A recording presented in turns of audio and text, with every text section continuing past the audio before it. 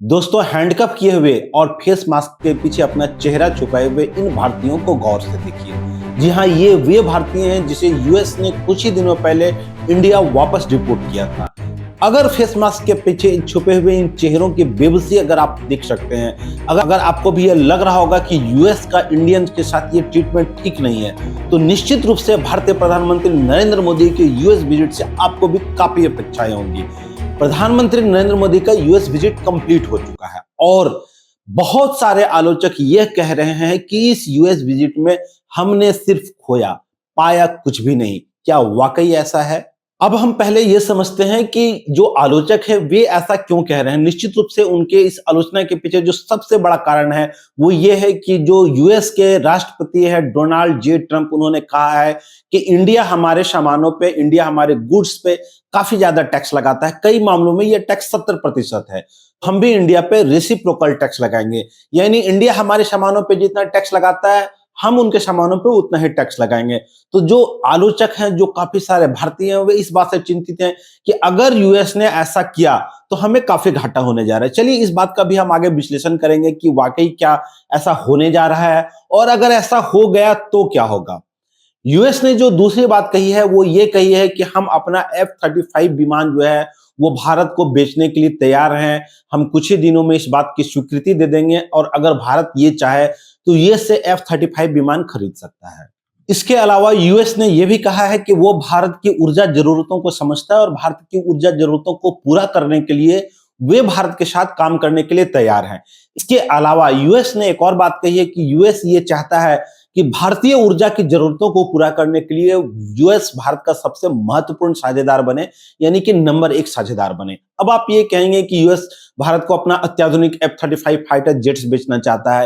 इसके अलावा यूएस ये चाहता है कि भारत की ऊर्जा जरूरतों को पूरा करने में यूएस अपना पूरा योगदान दे। अब आप ये कहेंगे कि ये सारी बातें तो फायदे की बातें हैं, तो फिर आलोचक ऐसा क्यों कह रहे हैं कि इसमें कुछ भी गलत है। चलिए एक एक करके हम इन सारी चीजों की डिटेल डिस्कशन करते हैं और ये देखते हैं कि क्या वाकई इससे भारत को फायदा होगा, यूएस को फायदा होगा या इन दोनों को फायदा होगा। क्या वाकई ऐसा है कि इस विजिट में हमारे देश के प्रधानमंत्री ने, हमारे देश ने सिर्फ खोया है, पाया कुछ नहीं। क्या वाकई ऐसा है? चलिए हम इस वीडियो में इन्हीं बातों का विश्लेषण करते हैं। सबसे पहले हम आते हैं टैक्स की। आप ये समझिए कि ऐसा हो क्यों रहा है।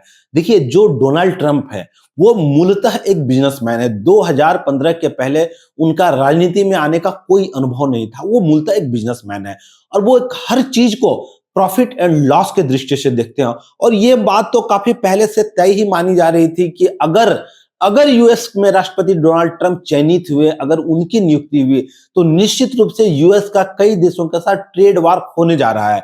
यूएस ने ऐसा किया भी, चाइना के साथ, कनाडा के साथ, मैक्सिको के साथ, कई देशों के साथ उन्होंने अपना टैरिफ्स को काफी बढ़ा दिया है ताकि अगर कोई भी ट्रेड हो तो यूएस उसमें से फायदे में रहे। कई बार डोनाल्ड ट्रंप इस बात का जिक्र कर चुके हैं कि भारत उनके सामानों पर काफी ज्यादा कर लगाता है और इसे बदलना चाहिए। इवन जो ज्वाइंट प्रेस कॉन्फ्रेंस भारत के प्रधानमंत्री के साथ की गई, उसमें से भी यूएस के राष्ट्रपति ने यही बातें दोहराई है कि भारत हमारे सामानों पे काफी ज्यादा टैक्स लेता है। अब हम ये समझते हैं कि इसे ठीक कैसे किया जा सकता है, क्या हमारे पास कोई उपाय है भी।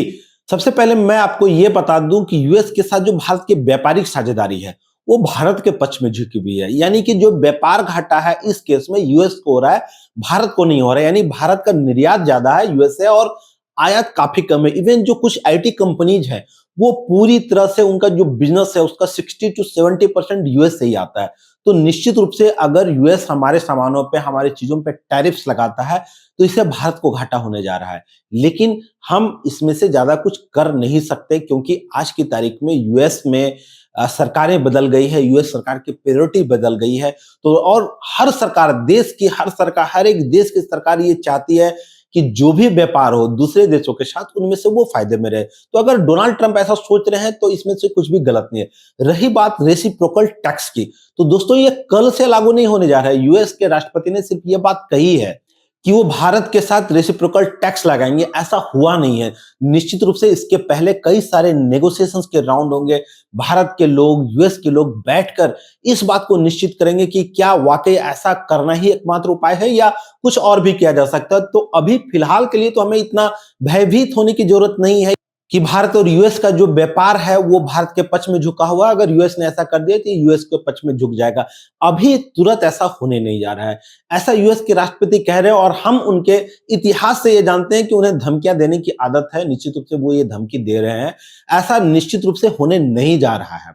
अब आते हैं हम दूसरी बात पे। यूएस भारत को अपना अत्याधुनिक एयरक्राफ्ट F-35 बेचने जा रहा है।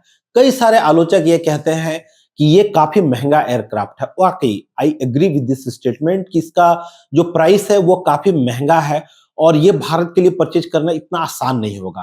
पहले हम ये समझें कि चाहे वो कोई भी मिलिट्री इक्विपमेंट्स हो और वो कितना भी महंगा हो, वो देश की सरहदों की सुरक्षा से ज्यादा महंगा नहीं हो सकता। आप ये सोचिए कि आप कितनी भी प्रोस्पेरस कंट्री हो, आप यूक्रेन का उदाहरण लीजिए। यूक्रेन एक अच्छा खासा प्रोस्पेरस कंट्री था, लेकिन अपनी सीमाओं की रक्षा को वो नहीं कर सका। इसलिए आपकी प्रोस्पेरिटी कितनो हो, चाहे वो कुछ भी हो, लेकिन आपको ये बातें समझनी पड़ेगी कि आपकी रक्षा जरूरतें क्या है। और आज की तारीख में हमारे पास दो ऐसे पड़ोसी हैं जिनके साथ भारत का संबंध अच्छा नहीं है।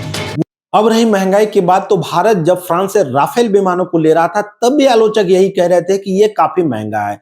दोस्तों, महंगा तो जरूर होगा, महंगा होना भी चाहिए, क्योंकि भारत की रक्षा जरूरतें असीमित है। और चाहे मैं इस बात को दोबारा दोहराता हूं कि चाहे वो कितना भी महंगा चीज हो, कितनी भी महंगी इक्विपमेंट्स हो, रक्षा जरूरतों से ज्यादा महंगी नहीं हो सकती। तो निश्चित रूप से ये भारत के लिए अच्छी बात है।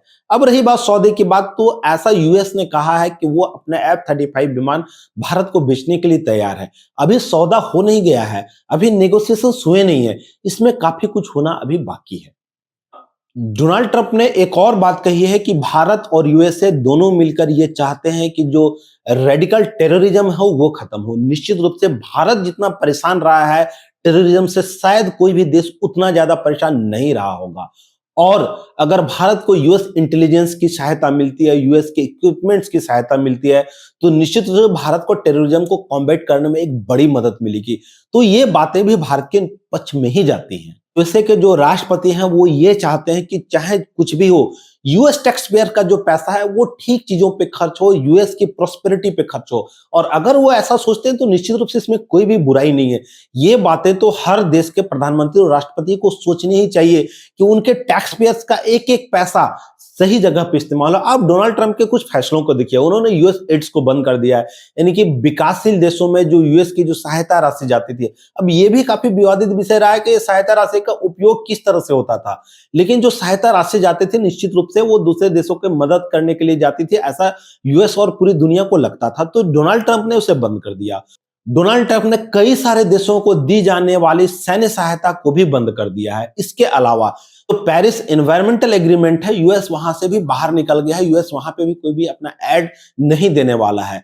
तो निश्चित रूप से इन कदमों से आपको इतनी तो बात समझ में आ जानी चाहिए कि डोनाल्ड ट्रंप एक बिजनेसमैन है और वो पैसे का सही उपयोग, सही प्रयोग करना जानते हैं। तो इसमें से कोई भी बुराई मुझे तो कम से कम नहीं दिखती। अब चलिए एड्रेस करते हैं एलिफेंट इन द रूम को, जिसकी बात मैंने वीडियो के शुरुआत में की थी। यानी कि जो इंडियन इलीगल इमिग्रेंट्स यूएस में जो कई सारे चोर दरवाजे से, डंकी रूट से प्रवेश कर गए हैं, यूएस इन्हें इंडिया को वापस भेज रहा है। और वापस भी इन्हें सही तरीके से नहीं भेजा जा रहा है। यूएस इन्हें अपने मिलिट्री प्लेन्स में हैंडकफ करके, पैरों में जंजीरें डाल करके वापस भेज रहा है। भारत के प्रधानमंत्री ने यह बात कही है कि भारत अपने इलीगल इमिग्रेंट्स को लेने के लिए, वापस लेने के लिए तैयार है। निश्चित रूप से यह बिल्कुल सही बात है। कोई भी देश का व्यक्ति अगर इलीगली किसी दूसरे देश में प्रवेश करता है तो उसे उस देश को वापस लेने के लिए हमेशा तैयार रहना चाहिए। अब इंडिया में हम हमेशा बांग्लादेशी इमिग्रेंट्स का रोना रोते हैं कि वो इलीगली इंडिया में प्रवेश कर गए हैं और इंडिया में रह रहे हैं। अगर हमें इस बात का दुख है तो निश्चित रूप से हमें इस बात के लिए भी तैयार रहनी चाहिए कि हमारे वे लोग जो इंडिया से यूएस चले गए हैं इलीगली, जिनके पास वैलिड डॉक्यूमेंट्स नहीं है, अगर यूएस उन्हें वापस भारत भेजना चाहता है तो भेजे, इसमें कोई बुराई नहीं है। प्रधानमंत्री ने भी यह बातें कही है, लेकिन उम्मीद है कि भारत के प्रधानमंत्री और यूएस के राष्ट्रपति के बीच बंद कमरों में इन बातों पर चर्चा जरूर हुई होगी कि आपको वापस भेजना है तो भेजिए, लेकिन उन्हें सही तरीके से भेजिए। हम इन्हें वापस लेने के लिए तैयार हैं। दोस्तों, thank you very much for watching this video, and if you like such type of knowledgeable content, please like, share and subscribe my video. Thank you very much.